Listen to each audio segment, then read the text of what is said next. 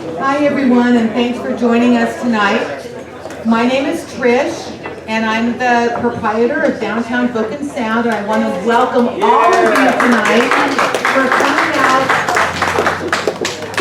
Thank you for coming out and supporting the new book, Our Salinas Chinatown, edited by our wonderful Jean. Thank you. And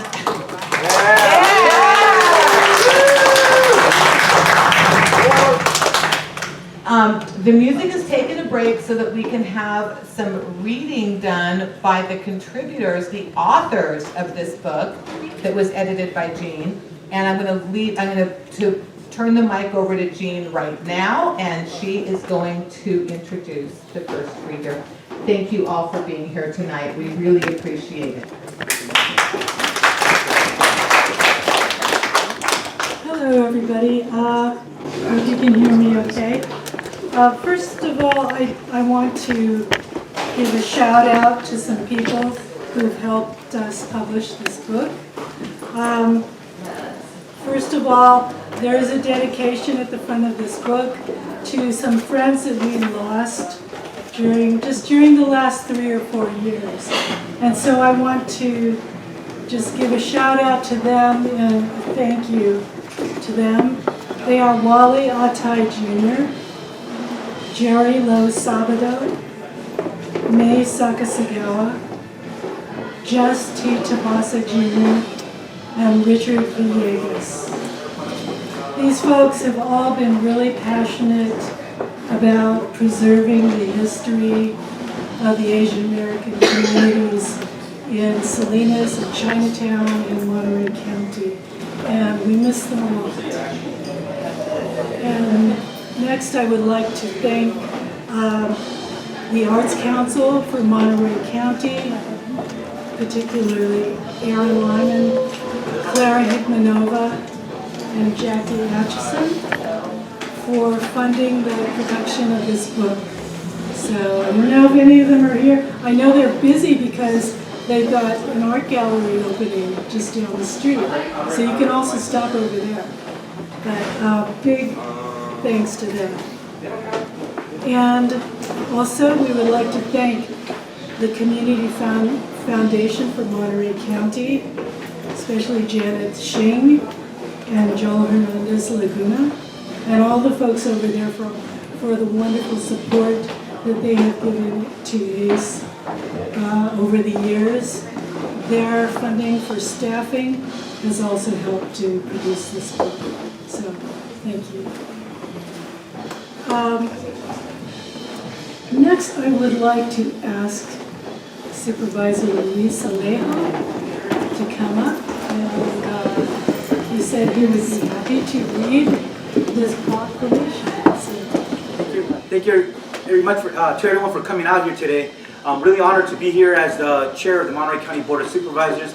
I want to acknowledge my other elected officials that are here. Councilmember Steve McShane was here. I see Councilmember Orlando Osornio. And from our new Speaker of the State Assembly, his District Director, Dominic Dursa, is here. Can we give him a round of applause for supporting this new book that we have here? I'm a real big fan of local history. I took a class with a local historian from Cabrillo College, Sandy Leiden, who wrote some books about the rich Japanese American, Chinese American history of the Monterey Bay.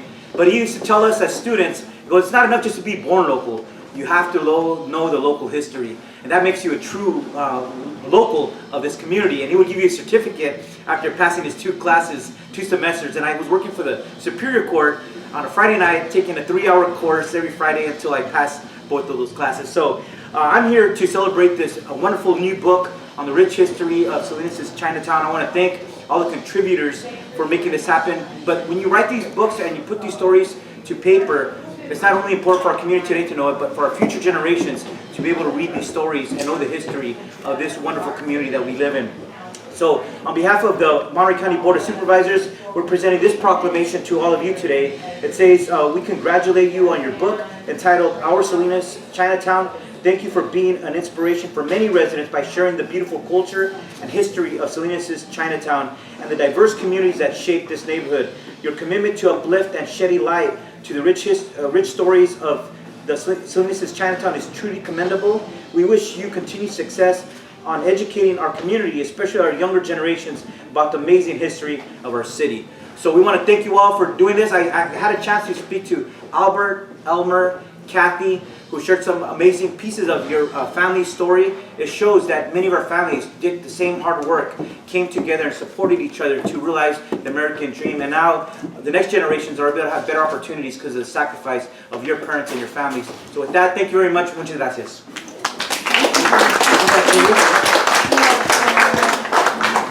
Thank you, Luis. Speaking of the teacher that he mentioned, what was his name? Sandy Lyden. Sandy Lyden. I feel embarrassed because he was actually my first Asian American Studies teacher at Cabrillo College. I also want to give a big thanks to Trish and Downtown Book and Sound.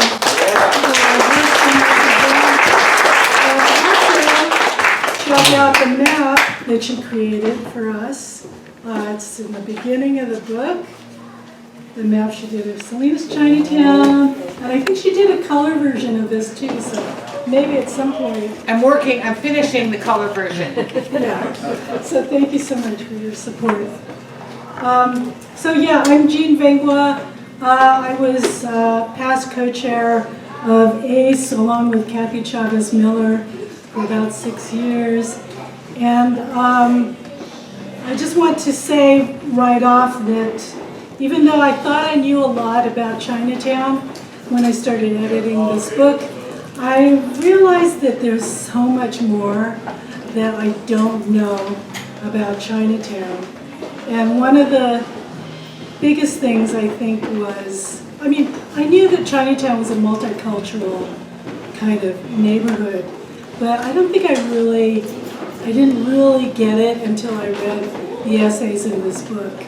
And while we know that the Chinese, of course, founded Chinatown, and the Filipinos had a big role in Chinatown also, I learned some things about African Americans and their role in Chinatown, especially in the mid-20th century, as well as Mexican residents and business owners.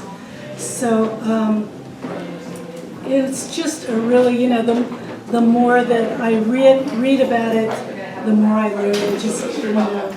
It's kind of very deep history. So I'm not going to read anything that I wrote this time. I want to get down to introducing some of the folks who contributed to the book. Make sure I didn't miss anything.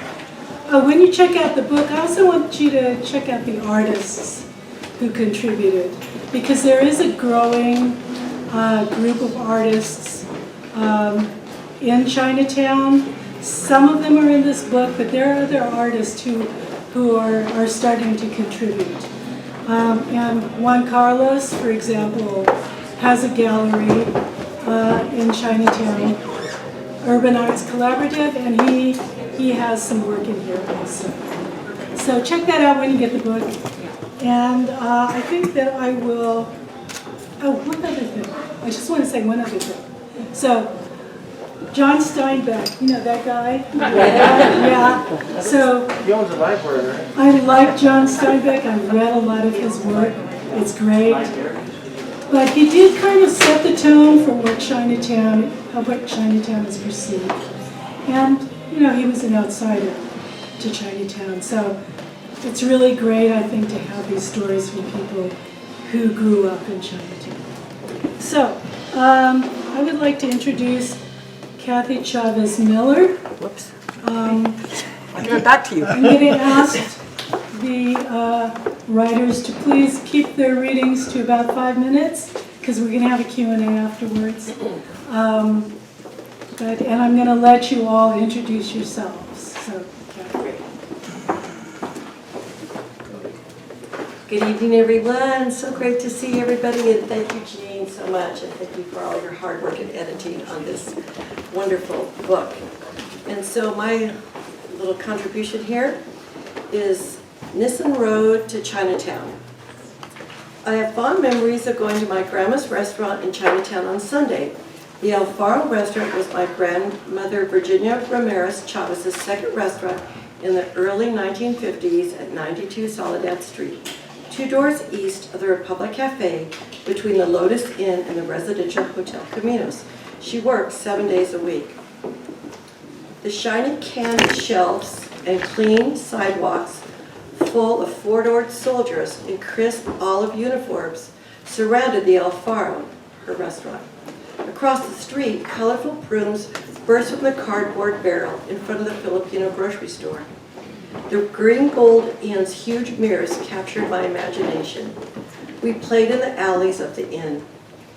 So I hope that you will enjoy picking up this book and finding out what happens next and what we did as kids and what we did as adults in Salinas Chinatown. Thank you.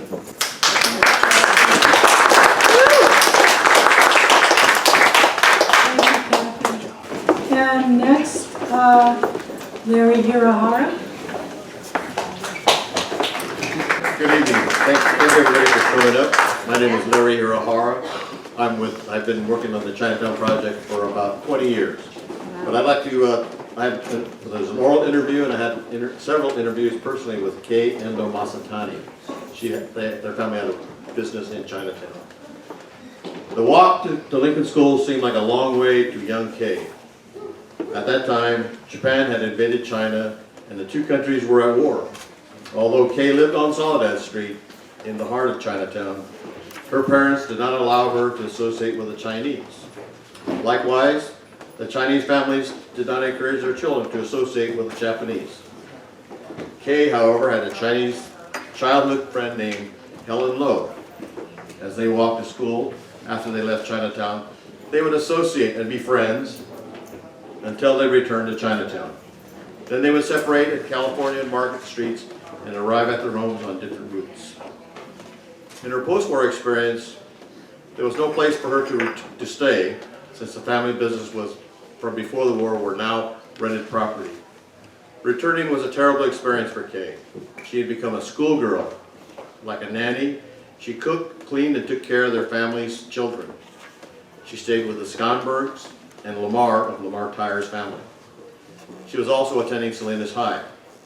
She experienced discrimination at the time, and only 6 or 7 Asian girls would associate with her, including Filipinas. But she graduated and later completed business school.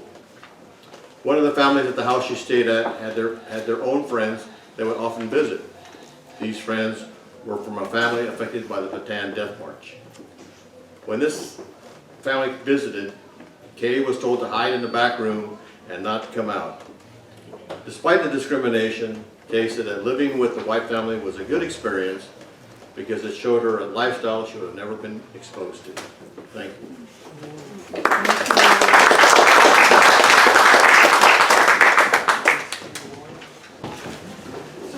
And next, a historian who has also had a big impact on Chinatown and previous chair of ACE, Wellington Lee.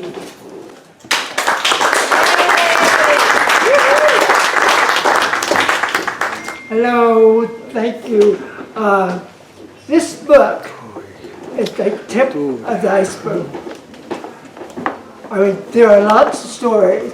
I was born and raised in Salinas, Chinatown, 78 years ago.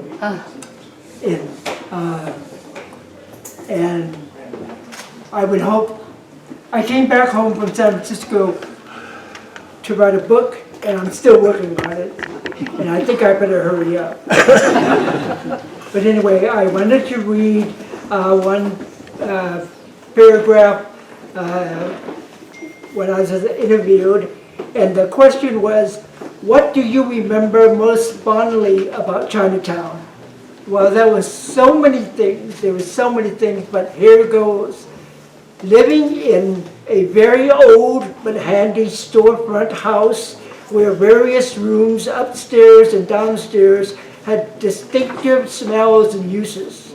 Having friendly encounters with Chinese gentlemen bachelors and other ethnically diverse men and women who patronized the various bars, cafes, and brew halls on Soledad Street.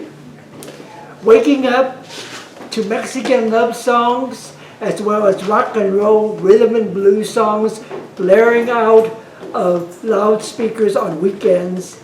And also on those weekend evenings when I and some of my siblings happened to be walking home and had to weave past the foreign soldiers, buceros, and Filipino farm workers looking for fun and relaxation up and down Soledad Street.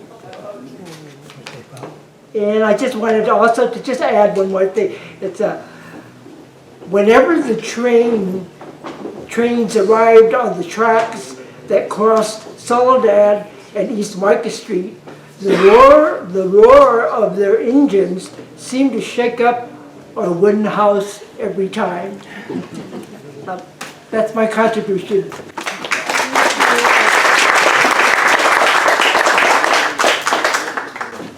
Thank you, Wellington. Thanks, Wellington. I'm actually going to change the lineup a little bit because I know that Jill needs to get home. So I'm going to ask Jill Allen to read right now. So this story is about another culture in Chinatown that took root after the previous cultures, a lot of which were ag-based. This is the culture of homeless people that made a community in Chinatown. And this is a story about my great friend. His name is Buster. Buster is a very sweet soul, a black man, slight, wiry, with me, always a smile and an offer to help. Always a trick phrase, something to make me smile, usually something with an old African-American slang expression like I only knew through the movies.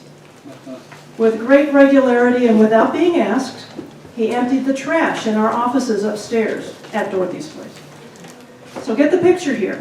Mature, black man, collecting garbage. Electing to do this on his own. He's the only person that did this. When he wasn't around, we were knee-deep in trash upstairs. One of my first projects in Soledad was to attempt to install a public restroom on the street. I recruited 4 college students to roam the neighborhood and administer a survey to the local businesses about restroom needs. They were also to take photos of the places where street people were forced to toilet. To do all of this, they needed a streetwise escort, Buster. I thought Buster was a good choice, but I found he wasn't the public's choice. The students reported to me that most of the local business owners wouldn't let him on the premises. I didn't ask why.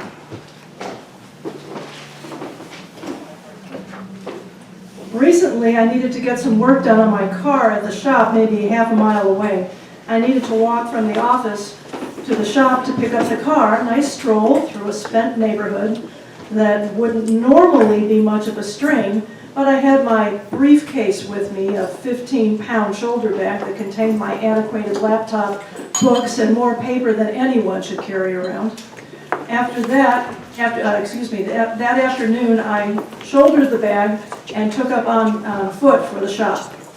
As I was leaving, Buster noticed me walking, which he thought unusual, so he asked why. I explained that I needed to retrieve the car. In a moment of great sweetness, he expressed concern for me walking alone, and that I had to walk all that way with the briefcase. I told him not to worry, it was just a nice stretch of the legs. We said goodbye, and I was on my way. I hadn't made it down half a block when I heard his voice. He was running to catch up with me. He insisted on escorting me to the auto shop and carrying my briefcase. I protested, but he wouldn't have anything of it. He was coming with me. As we walked, I chatted, but noticed he wasn't responding with his usual enthusiasm. I kept talking, then ended with a question. He didn't answer. And then I noticed that his chest was heaving and he was slowing down. We approached a bus stop just in time. He carefully set down my briefcase on the bench and nearly passed out.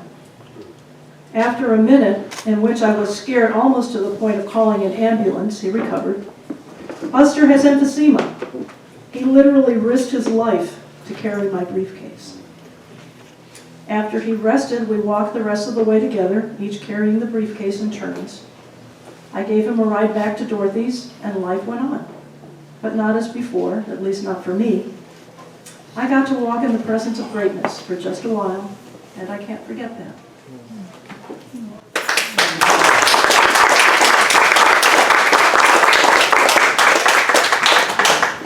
Thanks so much, Jill. And next, I would like to say happy birthday to Linda Wenlow. Yeah, she was born in Salinas today. So she was our next lady. Thank you. Yes, I was born here, and I decided to celebrate my birthday here today. Yes. It's like good coming home, because when I lived here, I went to LSL High and Hartnell, and then I left. And when I was here, I really didn't appreciate Salinas. I guess it was being born to an immigrant family, lots of hard work, and it was a big family. But just coming full circle, I'm happy to be here. So I'm going to read a little bit about my dad's restaurant, Canton Lo. Canton Lo in Salinas, California. My dad and his partner's restaurant was on 26 Salinas Street in Salinas, Chinatown. I remember going to Canton Lo as a little girl when I was 7 years old. I would climb the tall stool near the cash register and reach high for the candy and gum that was sold there. Afterwards, it was my sister's turn. I can't even remember a time when my dad bought me candy or gum. So the few times I was in Canton Lo, it was a treat. And then it goes into talk a little bit about the restaurant. And then when the restaurant was sold, our home was, we had like, after it closed, a big round table, graced the home with numerous pots and pans, dishes, and household items showed up. And Dad's prized possession was a chopping board and cleaver. He cooked for the family and retired from the restaurant business for good in the 1950s. At the end, you can read the rest of the story that I said at the end. I went to Chinese school as a kid, and we went like 5 days a week, Monday through Friday, 5 to 8. We played a lot too. So I was a good, like, learned ping pong and, played on the monkey bars and just had a good time in learning Chinese, which I didn't really appreciate until I appreciate right now. But having a Chinatown in Salinas, I learned the value of family, heritage, and of knowing one's culture and language. My parents instilled it in us, these important values, as we were growing up in my formative years. To this day, the Salinas Confucius Church is a vital part of the Chinese community. Sad to say that due to neglect and the times, Chinatown is no longer in existence. Many Chinese now go to San Francisco, San Jose, or Oakland to purchase Chinese groceries and goods and enjoy dim sum, a favorite time for families to gather. Although there is no longer a Chinatown, I still have sweet memories of my dad's restaurant, Canton Lo, at 26 Soledad Street in Salinas, California. Salinas, Chinatown. So I just want to end with, my parents forced me to speak Chinese, Cantonese. So I had to go to school and learn it. And I subsequently became a teacher, and I had a bilingual class in Los Angeles, Chinatown. So that took me to a different Chinatown. And then come full circle, I came back to Oakland and taught in Oakland School District as well. So I used my language. And right now with my grandchildren, they're learning Mandarin. So I'm learning Mandarin on Duolingo. Thank you. Thank you.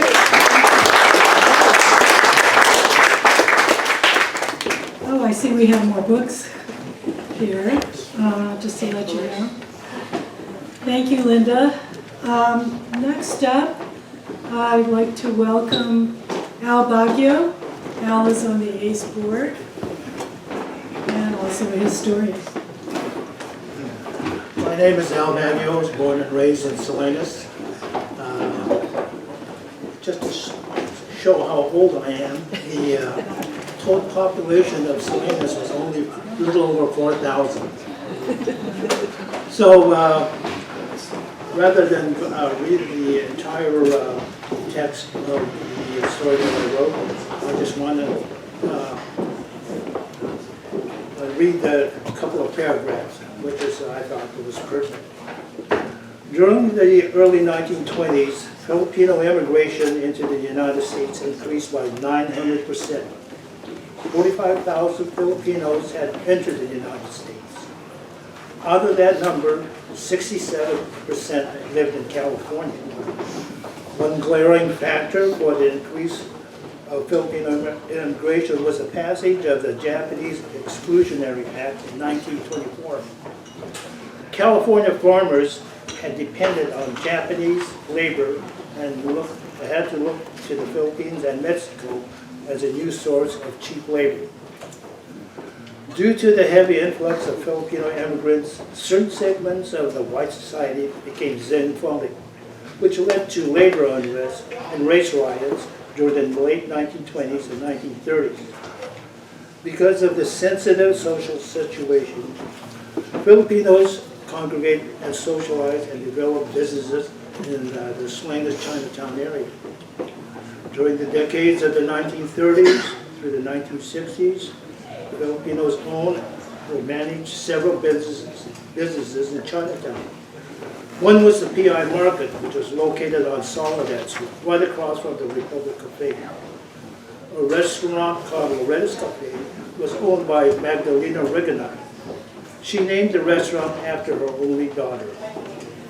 The cafe was also located on Salinas Street across from the Lotus Inn Bar and next to Otai's Shell gas station. There was also another Filipino grocery store called Valley Market on the corner of Market and California Streets, owned by the Walilas family. The Filipino Congregational Church was also located on California Street. The original building is still standing, but is under a different religious denomination. Filipinos went to Chinatown to gamble. Chinese had the gambling concession. They offered the game of chance that the Filipinos called loteria, and it was preferred. It was the game that the Filipinos preferred. It is now called Keno. I believe if it weren't for the Filipinos, and the Chinese gambling would have gone out of business. Filipinos were lucky enough to win any money, also bought dinner for their family and friends at the Republic Cafe. To the Filipinos, the Republic Cafe was the restaurant. The service was great and the food was outstanding. Most Filipinos patronized the Chinatown area businesses mainly because of their strong bond with the Asian community. Chinatown was a special place, a haven for Filipinos at that time. The Republic Cafe was a very great restaurant. The food was great. And my dad always had a conversation with Chef Lee. And there was a standing joke that he always had.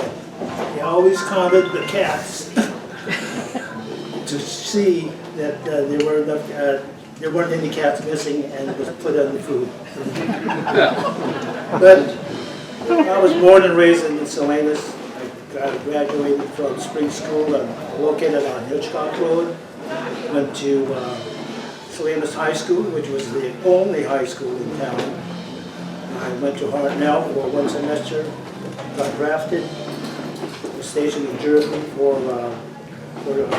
almost 18 months. And then I finished my education at Hartnell College, got my degree at San Jose State University, and got my master's at Columbia University.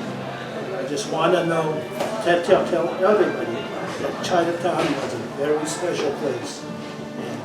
And I hope that it will be resurrected like it was before. Thank you.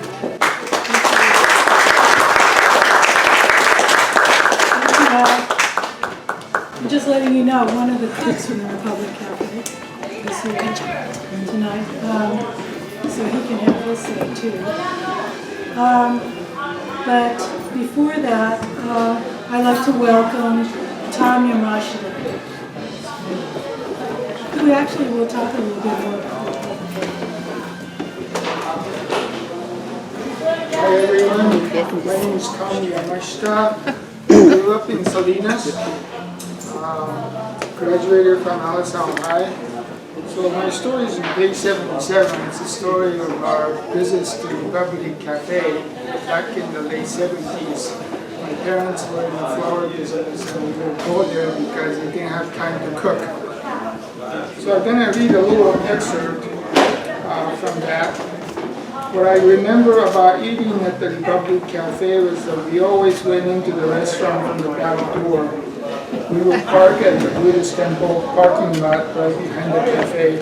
Back then, the part of the temple grounds was just an open area with a fence separating it from the restaurant. Going into the restaurant from the back door was not a pleasant experience. We had to walk through the kitchen, which I recall was dripping with oil everywhere. There were many large rocks, all black with many years of cooking. Various animals were hanging from the racks, like whole pig and ducks. I used to try not to look too much around the surrounding as I was afraid it would ruin my appetite. We went through the kitchen very quickly, but we usually went in very hungry too. Our parents took this path into the restaurant because on the front side on Salinas Street was very seedy. Prostitutes walked the street at night, and there were other unsavory characters that our parents didn't want us to see. So anyway, I'll stop here, but what I wanted to say is that Republic Cafe had really excellent food, and one of my favorite was char siu, pork. And after I went through high school, I went to Stanford and worked in Silicon Valley for many, many years. And I worked in Singapore, Malaysia, Hong Kong, China. I've been to all of those places, spent quite a bit of time. And I can tell you, I went to some of the finest restaurants. And I tell you, you know, the char siu at Republic Cafe couldn't be beat. I finish off my story by telling this adage that I tell all my friends and workers whenever I visited these restaurants. When you go to a Chinese restaurant, never look in their kitchen. Just enjoy the food. That's it.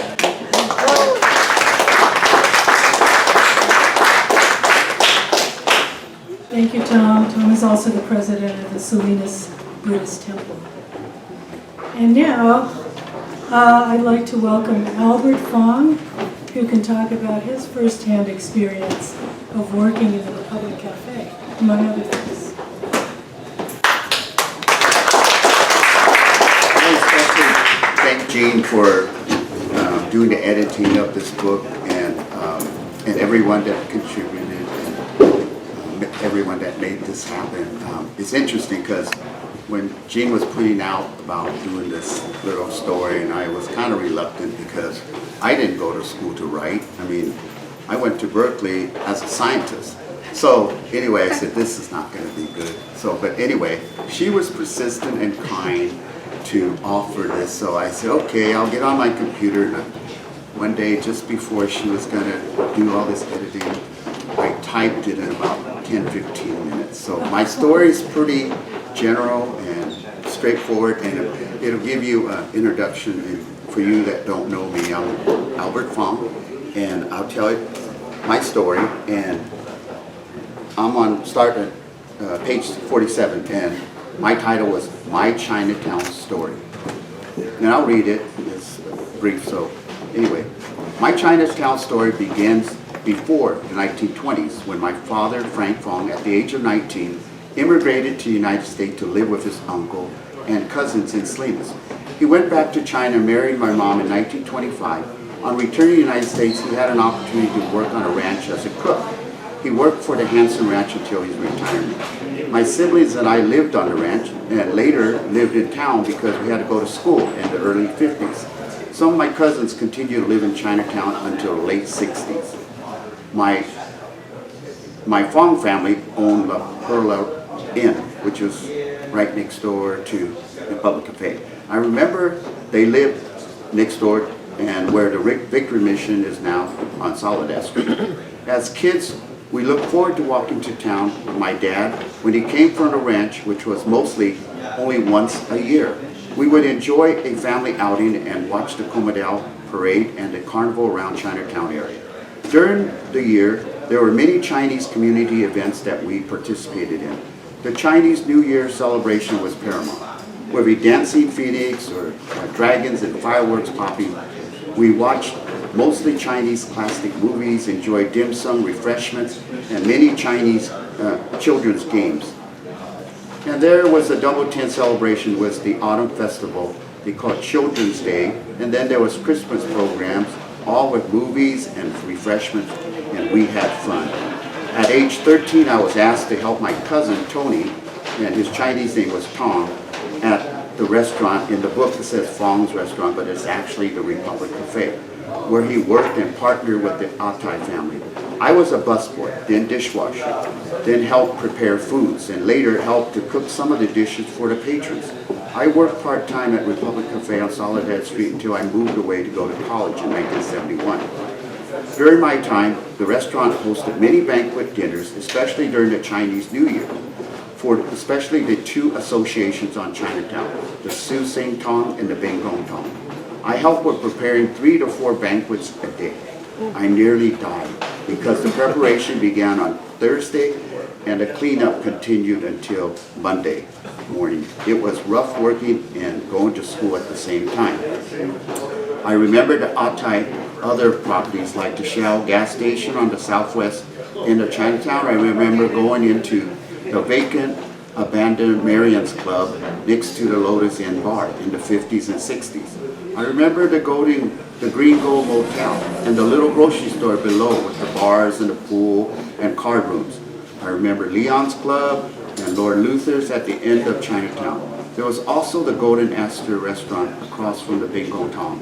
Oh yes, I remember the old Chinese man Li who raised pigeons to sell for eating.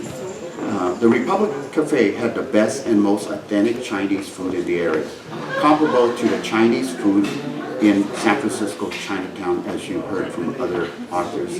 I remember that the ingredients were the best because I was often preparing them.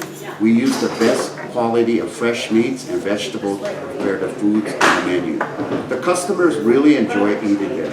I shared my process of preparing sweet sour chicken on YouTube a couple of years ago, and thanks to my friend Dominic Dursa, he was here.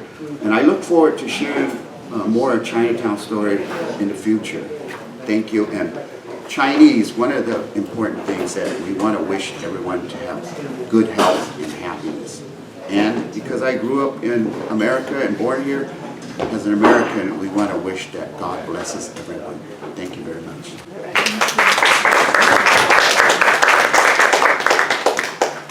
Thank you so much, Albert. Finally, our last reader tonight is Alex Fabros. Alex is an amazing historian and ship's captain. Yeah. My wife made me give up my cell phone. Okay. Imagine a boy that's about 3 years old, barely here in America, and didn't know much about what's going on. So here I was on a Saturday morning. Yeah, I was on a midweek morning getting my hair cut. Then there was the sound I later learned was a Calipee wagon, an air Oregon, mounted on a wagon drawn by 4 huge horses, blasting a tune that announced that the circus was back in town. Following the wagon were street sweepers. And then there was an assortment of people walking behind the canopy, tall ones, the slopes, short ones, little people, and a lot of clowns. On trucks were people who represented the type of acts they would perform later that afternoon and night. And an entire assortment of circus wagons drawn by horses, followed carrying lions and tigers, and then camels, elephants, and other animals. Needless to say, I jumped out of the chair, pressed my face against the window to get a better look. After the parade passed, I ran out of the barber shop with the bib still around my neck. I followed the parade as far as possible before my father caught up to me. Thank you.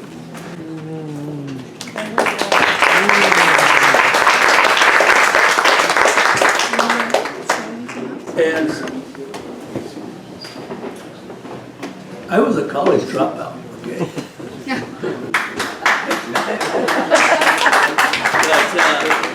But later in life you get straightened up and you go back to school, become an officer, become a professor, appear on television whether you like it or not. With reference to a ship's captain, is my wife bought me a sailboat.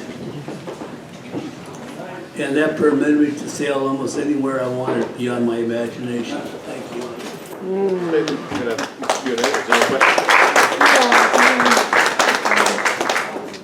One, two, another one, another one, one more.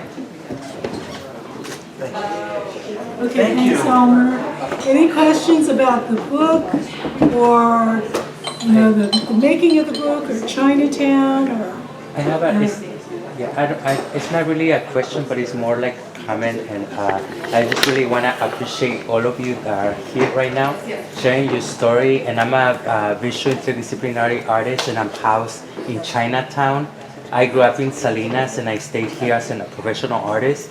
And I've been talking to Jen about like, you know, raising more awareness about the Chinatown, about the Japanese temple and everything that happened. But I also want to offer my support for you to also use Urban Arts Collaborative Studio so you can do these readings, because I think like young people and people need to hear these stories, and I think you will impact more when the other people, with other young people, can listen to your stories that you were just sharing today. They are very impactful, and it will help us a lot. Thank you. Thank you. Thank you. If you've seen Urban Arts Collaborative, it's really a beautiful space, and they have great shows there. So, you know, when you can, get down there and see the shows, and maybe we can do a reading there. So, yes. When did the Japanese residents leave the Lake Street area? I know the Chinese were there all the way until the 1960s and 70s, but when did the last of the Japanese residents leave the Lake Street area? In actual residents, obviously they might still have parcel deeds, property assessors, but when did they actually leave? On California Street, we had quite a few Japanese. They were probably post-war, probably till the late 50s. And California, on Lake Street itself, depending if they had a place to come back to, you know, not many people returned after the war. So there was not very many opportunities. So I say post-war, 1945, that the vast majority of the Japanese did not return. There was 300 families in the Buddhist temple, and the recollection is there was like 15 or 20 families that returned after the war. So they wouldn't, you know, they didn't vacate the area; they didn't return. Okay. There was also Japanese businesses. The Sugi family had a garage on California Street. And there was a body and fender shop owned by Kate, who was a Japanese gentleman. Okay. Alex, did you want to say something? Actually, the major migration for everyone was post 1965, when they ruled that those covenants that said that we can't live in those houses and we can't buy those houses was ruled unconstitutional. There was a barber shop owned by Lloyd Jarabi on California Street also. Thanks, Alex, and everybody. I also want to say that another thing that I learned when I was editing this book is how strong the Japanese presence was in Salinas Chinatown before World War II. That's another thing that I didn't quite get, how many businesses there were, how thriving it was, and how much they contributed to just the whole economy of Salinas Chinatown. So that really hit me when I was editing this book. Just a footnote to let everybody know that there was a black baseball team called the Golden Dragons located on Soledad and Lake Street. It was on the corner of California and Lake Street. And there was also a shoe shine stand owned by Joe Bute, who was African American. Just a footnote to let everybody know that Chinatown was multicultural. Yeah, and also check out Aretha Thompson's essay. That's another thing I learned about Lord Luther's. So go on YouTube and look up Lord Luther and the Three Deuces. The Three Deuces. Fantastic music, and it was coming out of Chinatown. Well, thank you. Yeah, thank you very much for coming.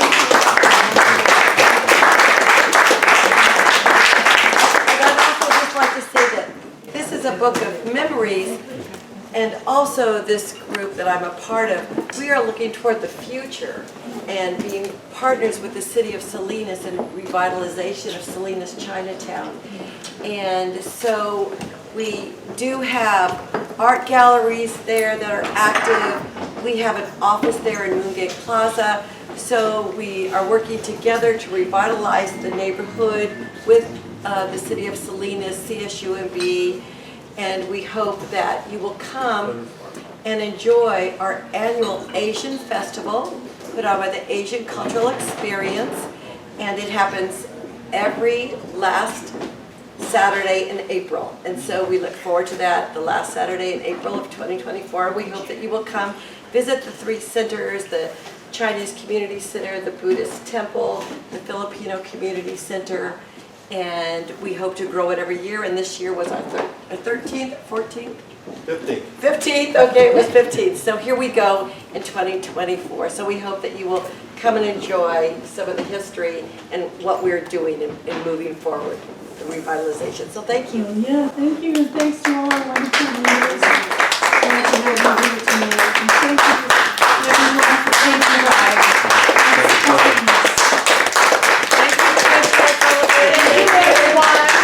I also want to mention, if you can't get a book here, it's also available at Star Market.